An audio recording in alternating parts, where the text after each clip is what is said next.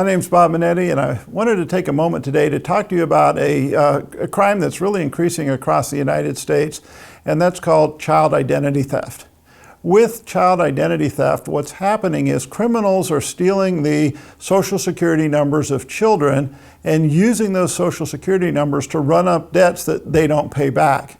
The unfortunate problem on this is most of the time the children don't even know that their information is being used because, let's be honest, kids don't check their credit bureau on a regular basis.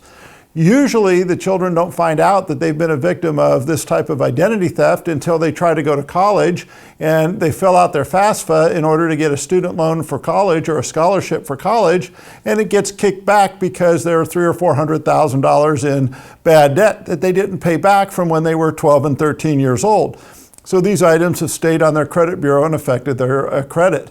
So we need to be aware that criminals are out there doing this. And the problem with the system is the way the credit bureau works is the first person to report information tagged with a social security number. So if I steal a child's social security number, and I can put any name I want, any address I want, any occupation I want, if I'm the first one that submits that into the credit bureau, that becomes part of the record. I can now build on that record to abuse that social security number and commit identity theft and financial fraud by opening up new accounts using that social security number. So parents need to be aware. We all know that as soon as your kid's born, you're going to apply for the social security number because you need to put it on the tax return to justify your deduction to the federal government. They want to see a social security number for all of your deductions when you're claiming a deduction for a child. So it's very important that once you get that social security number, the first thing you do is make sure that you go on and you order credit monitoring service.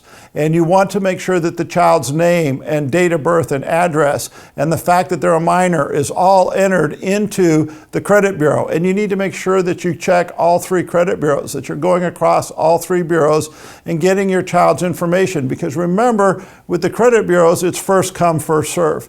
So you need to make sure you set up a credit monitoring service to monitor your child's credit on a regular basis and to make sure that you were the first one to put their name and information into the system, that some identity thief didn't get a hold of their social security number and beat you to it and find out that your 6-year-old child is already $500,000 in debt. That's our tip for today. Thanks a lot. See you next time.